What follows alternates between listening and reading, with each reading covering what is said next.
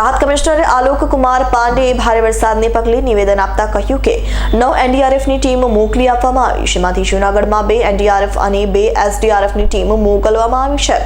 ભારે વરસાદને પગલે 10 સ્ટેટ હાઈવે પણ બંધ કરવાની ફરજ પડી। NDRF different districts of Gujarat સૌરાષ્ટ્રમાં છે। વલસાડ, નવસારી, જૂનાગઢ, પોરબંદર, જામનગર, કચ્છ અને દ્વારકામાં એનડીઆરએફ મોકલી આપવામાં આવી છે।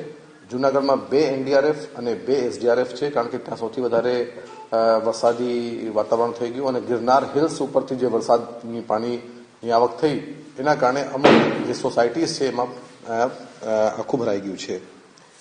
ટોટલ 1 જૂનથી લઈને આજ સુધી 1.67 લાખ લોકોને શિફ્ટિંગ કરવામાં આવી છે। એ પૈકીના 1.66 લાખ જે છે એ રિહેબ થઈ ગયા છે, પોતાના ઘરોમાં વાપસ ગયા છે અને આજની સ્થિતિએ માત્ર 736 લોકો શિફ્ટેડ છે જે શેલ્ટર હાઉસીસમાં છે। એમાં પણ મોટાભાગે જૂનાગઢ, ગીર સોમનાથ, પોરબંદર આવા જિલ્લાઓમાં જ મેક્સિમમ લોકો અત્યારે શિફ્ટ થયા છે।